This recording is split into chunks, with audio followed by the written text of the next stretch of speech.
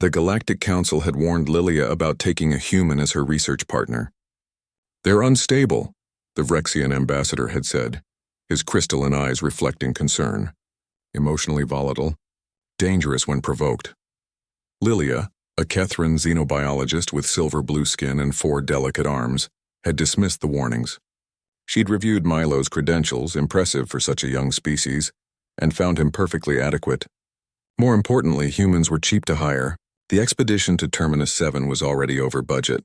That was 3 months ago. Now, as the tranquilizer dart punctured her primary lung and her vision began to blur, Lilia understood what the Council had really meant. The planet's atmosphere turned crimson as she fell.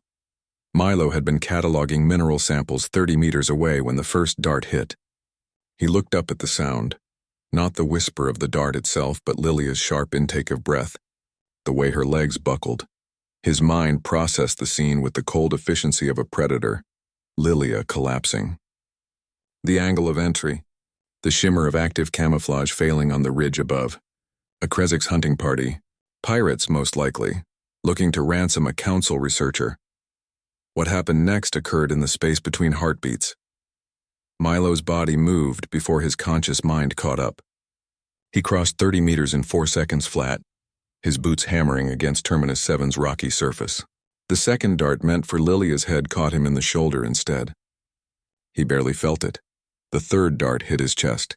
His vision swam, but his legs kept pumping. The fourth dart lodged in his abdomen. His body screamed chemical warnings, sedatives flooding his system, muscles going slack. He could see the sniper now. A Krezik's warrior with 4 eyes and armored chitin already preparing another dart. Humans don't have the armor of the Krezik's. They don't have the strength of the Vrexians or the speed of the Telmorian scouts. What they have is spite and stubbornness and a refusal to lie down when someone they care about is in danger. Milo hit the ridge like a meteor. The Krezik's 4 eyes widened in shock.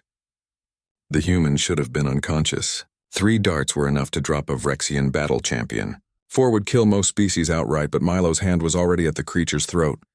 "You shot my friend," Milo growled, each word pushed through gritted teeth and failing consciousness. The Krezik's tried to bring its weapon around. Milo's other hand clamped down on the barrel, crushing the delicate firing mechanism. His fingers tightened around the warrior's throat, finding the vulnerable gap between armored plates. The creature struggled, claws raking across Milo's arms, drawing deep furrows of blood. Milo didn't let go. His vision was darkening at the edges, toxins racing through his bloodstream. But his hands kept squeezing. The Krezik's made a wet, gurgling sound. Milo's hands tightened further. When the light finally left the sniper's eyes, Milo released his grip and stumbled backward. His legs gave out. He tumbled down the ridge, landing in a heap next to Lilia's still form. "Sorry," he mumbled, his speech slurred. "Tried to get them all before darkness took him."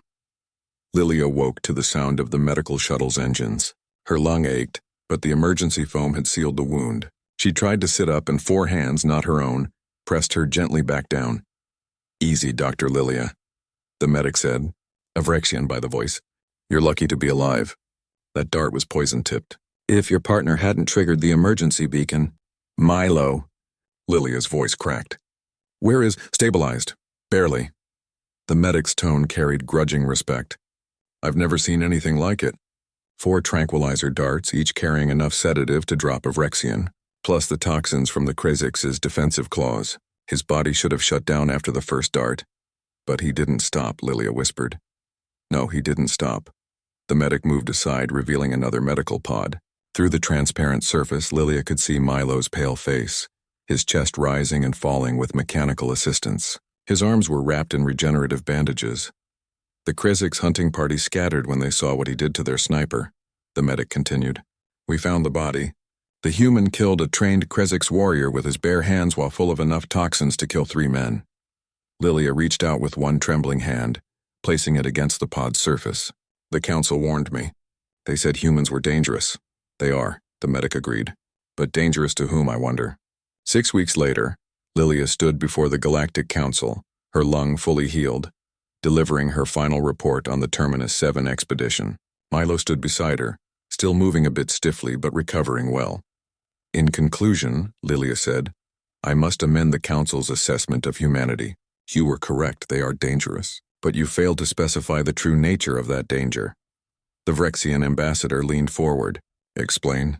Lilia glanced at Milo, who gave her an embarrassed shrug. Humans are not dangerous because they are volatile or unstable. They are dangerous because they form bonds with terrifying speed and defend those bonds with suicidal loyalty. A human will not simply fight for a cause, they will die for a friend. Or kill for one. She paused, letting her words sink in. Milo took 4 darts meant for me. He killed a Krezix warrior with his bare hands while dying. And when I asked him why, do you know what he said? The council waited in silence. He said, "You bought me coffee every morning and asked how my mom was doing. Of course I wasn't going to let them kill you." The Vrexian ambassador sat back, his expression unreadable. The council should revise its warnings, Lilia concluded. Humans are not dangerous to work with. They are dangerous to work against. I recommend we recruit more of them, many more. Beside her, Milo smiled. The galaxy, the council realized with slow dawning understanding, had just learned a very important lesson about Earth's children. Hurt their friends, and they won't just fight back. They'll make sure you never hurt anyone again. End.